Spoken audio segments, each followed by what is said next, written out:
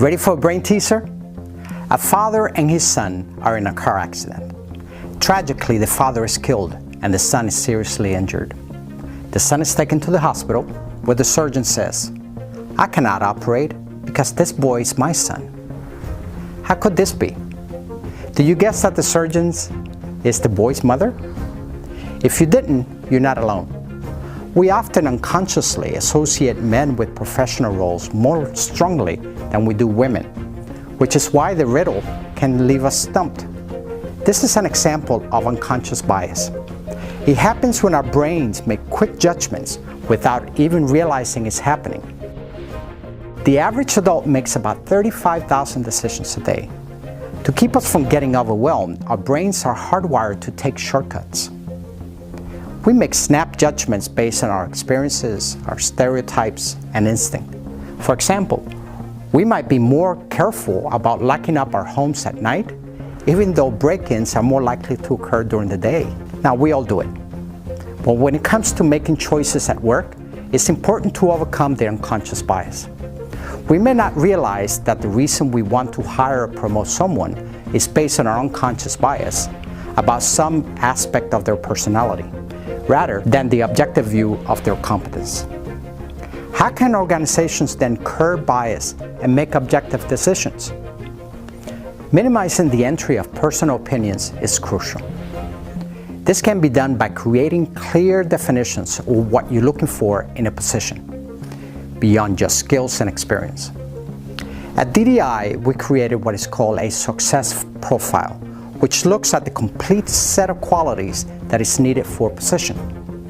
A success profile examines 4 areas: knowledge of what the person knows, experience of what the person has done, competencies of what the person can do, and finally, personal attributes of who the people are. The reality is that people can always gain knowledge and experience and develop new competencies. But it's tough to change their personality, which can be the biggest barrier to success. In short, people tend to get hired for their skills, but when they get fired, it's often for personality reasons. Reduce bias in the interview process by holding structured interviews based on past behavior and predefined competencies, a process known as behavioral interviewing. At DDI, we train interviewers using a method we developed called targeted selection, which is the most accurate, widely used behavioral interviewing system in the world. Targeted selection provides a consistent, structured approach that keeps the interview focused on the competencies needed for the job, rather than relying on the interviewer's instinct about the candidate. It also incorporates multiple viewpoints and a rating system to ensure objectivity in choosing the right candidate for the job.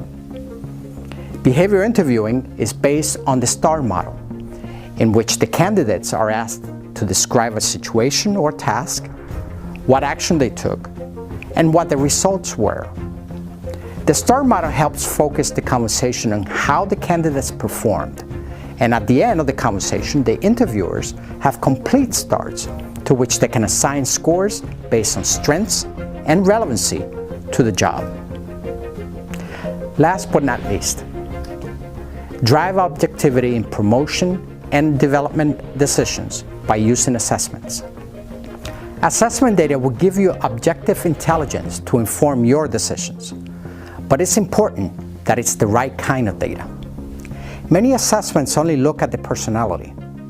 At DDI, however, we know that personality isn't enough. You need to look at both personality and behavior, what we call the will and the skill. That's why we believe that it's important that assessments for leaders at every level, from individual contributors to top executive, should include realistic simulations that actually show a future leader how they will perform on the job. To learn how to equip your workforce with the skills and insights to recognize and address their own biases, contact us at info@ddiworld.com.